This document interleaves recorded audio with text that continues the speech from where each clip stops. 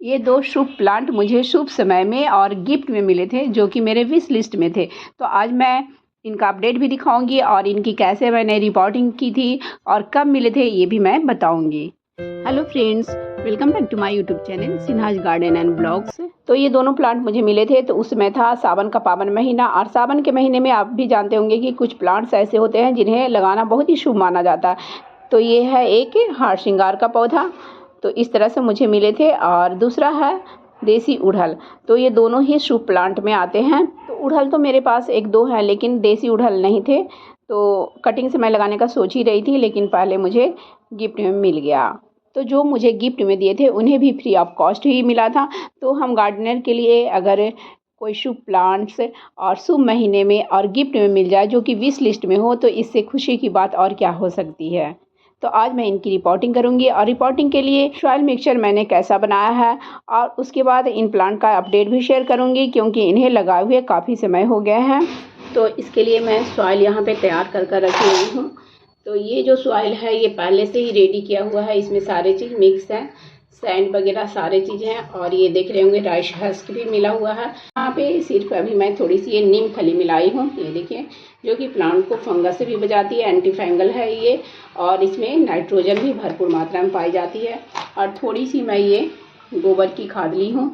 तो ये कंडे थे, और जो कि बहुत ही पुराने कंडे थे, 3 साल से भी ऊपर था, ऊपर का ये कंडे रखे हुए थे, जिससे कि मैं फुलाई हूँ, जो पूरी तरह से बल्कि अभी फूल भी नहीं पाया है। तो इसे मैं मिलाऊंगी अभी इसमें, उसके बाद फिर इसमें मैं प्लांट लगाऊंगी। और तो अगर आप न्यू सॉइल ले रहे हो, जैसे कि ये हर श्रृंगार का प्लांट है, तो हर श्रृंगार को वेल ड्रेन सॉइल में लगाएं। तो उसमें आप कम से कम 1 पार्ट, अगर आप गार्डन सॉइल ले रहे हो तो उसमें कम से कम 1 पार्ट कंपोस्ट मिला लें, क्योंकि ये हेवी फीडर प्लांट्स होता है, तो कंपोस्ट इसे ज़्यादा देने की ज़रूरत पड़ती है। और 1 पार्ट सैंड मिला लें, क्योंकि वेल ड्रेन सॉइल को बनाना है।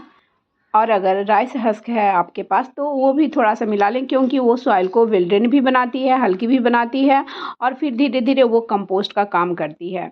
इसलिए है तो ज़रूर मिला लें, नहीं है तो स्किप कर दें। और 1-2 मुट्ठी नीम खली ले लें, क्योंकि नीम खली जो है वो प्लांट्स को फंगस से बचाती है। तो कंपोस्ट में 1 हिस्सा कंपोस्ट जिसमें लेंगे, तो उसमें आप अगर गोबर की खाद ले रहे हो तो थोड़ा कम कर दें। लेकिन अगर आप vermicompost, kitchen waste compost वगैरह ले रहे हो, तो आप ऐसे भी ले सकते हैं, तीनों को एक साथ मिला लें। थोड़ा सा गोबर की खाद ले लें, थोड़ा किचन वेस्ट कंपोस्ट ले लें, और थोड़ा वर्मी कंपोस्ट ले लें, तो और भी ज़्यादा अच्छा होगा। मैं ज़्यादातर ऐसे ही करती हूँ। तो इन्हें मिक्स कर लेते हैं, और फिर मैं पॉट दिखाती हूँ। तो ये देखिए, ये 2 पॉट ली हूँ, इसी में मैं लगा रही हूँ। इसमें मैं ये हिबिस्कस का प्लांट लगा दूँगी, और ये थोड़ा बड़ा है तो इसमें मैं हर श्रृंगार का प्लांट लगाऊंगी। और मेरे पास और बड़े पॉट भी थे, लेकिन इसमें मैं अभी लगा रही हूँ, क्योंकि प्लांट को, इन सभी प्लांट को आप पहले छोटा प्लांटर में लगाएं, क्योंकि फिर धीरे धीरे इसमें बहुत जल्दी ही रूट बॉन्ड होने लग जाती है, तो रिपोर्टिंग करने की ज़रूरत पड़ती है। तो छोटा से थोड़ा बढ़ा दे, फिर बढ़ा दे, फिर बढ़ा दे, ऐसे करते जाएं तो अच्छा रहता है। नहीं तो ज़्यादा जब रूट बॉन्ड हो जाती है तो फिर उसके रूट्स को ही 60% रूट को लगभग काट कर हटा देना पड़ता है। तो उसमें कभी कभी प्लांट स्ट्रेस में भी चला जाता है, लेकिन वो करना ही पड़ता है। तो इसी तरह पहले छोटा दें फिर बढ़ा दें। तो ये हर श्रृंगार के लिए ली हूँ। हालांकि इससे भी थोड़ा छोटा देना चाह रही थी मैं, तो इससे ज़्यादा छोटा में फिर मेरे पास ये था, तो फिर मैं इतना ज़्यादा छोटा में नहीं लगा सकती थी।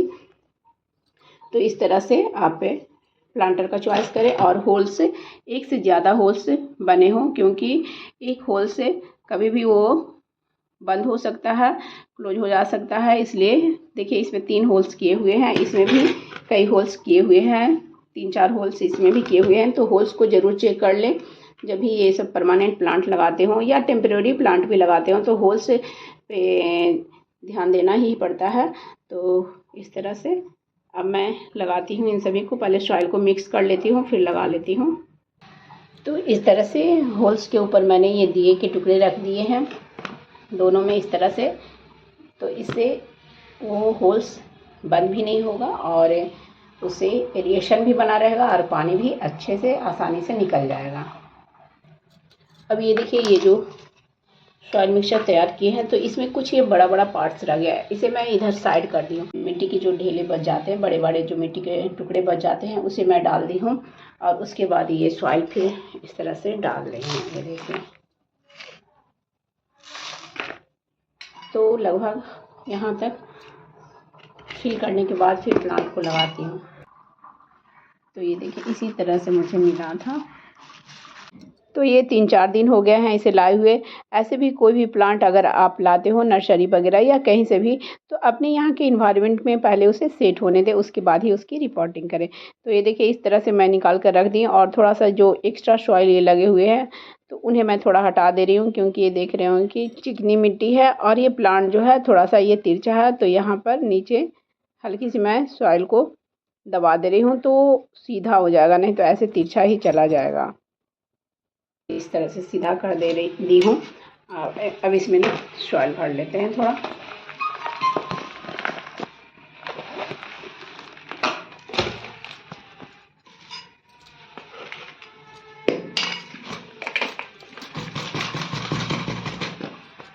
इस तरह से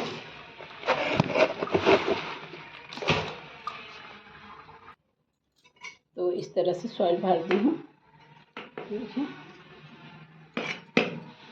अब इसमें पानी डालना है।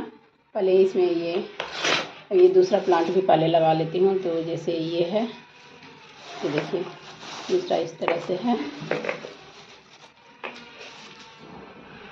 तो इसे सिर्फ ऐसे रख देती हूँ मैं। थोड़ी बहुत आप मिट्टी इसकी हटा सकते हैं, अगर इस तरह से हल्की फुल्की, ज़्यादा नहीं, थोड़ी सी मिट्टी ऐसे साइड से हटा दी हूँ। फिर डिस्टर्ब करेंगे तो फिर ये प्लांट डिस्टर्ब हो जाएगा। तो इस तरह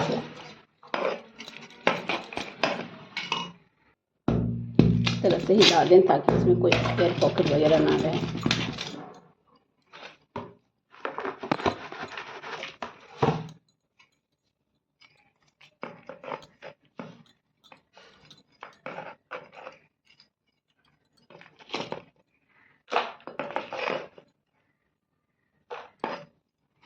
तो थोड़ा थोड़ा पॉट को अभी मैं खाली ही रख रही हूँ। खाली रखने से ये होता है कि अभी जैसे हमने प्लांट लगाया तो फिर अभी इसकी गुड़ाई वगैरह करेंगे, तो 1-2 महीने के बाद फिर इसमें अच्छे से गुड़ाई करने के बाद फिर से कंपोस्ट वगैरह अगर डालने की ज़रूरत पड़ेगी तो फिर डालना आसान हो जाता है। ऐसे ही अगर सॉइल ऊपर तक रहता है तो रूट्स जो है ऊपर की ओर स्टार्टिंग से ही फिलअप होना शुरू कर जाता है, भरना स्टार्ट हो जाता है। इसलिए थोड़ा खाली रखी हूँ मैं। अब इसमें पानी डालना है बस, और इसे अभी शेड में ही रखना है। अभी बारिश में भी मैं रखने नहीं जा रही हूँ, अभी शेड में रखूँगी सिर्फ। तो इस तरह से मैं यहाँ पे अपने दोनों प्लांट को रखी हूँ। तो यहाँ पे धूप नहीं आती है, एकदम बालकनी का ये लास्ट है तो यहाँ पे धूप नहीं आती है। और ये देखिए प्लांट के साथ ही में है, लेकिन यहाँ पे बिल्कुल धूप नहीं आती है। तो रिपोर्टिंग के बाद धूप वाले प्लेस में नहीं रखें और इस तरह से फिर पानी डाल दें। पानी स्टार्टिंग में पूरा डालें एक बार। तो इस तरह से पानी भी पूरा मैं डाल दी हूँ, ये देखिए। और पानी इतना शुरू में डालें कि पानी नीचे से बाहर हो जाए। तो ऐसे इस तरह से थोड़ा थोड़ा कर डालें, पानी बाहर से निकल जाना चाहिए होल्स के द्वारा। तो फ्रेंड्स, इस तरह से मैंने गिफ्ट में मिले दोनों प्लांट की रिपोर्टिंग की है। तो ये देखिए रिपोर्टिंग के बाद अब ये प्लांट कैसा है, और लगभग इनको हो गया है 1.25-2 महीने के आसपास। तो ये जो है हरसिंगार, तो इसमें तो आगे से बड्स भी निकल रहे हैं।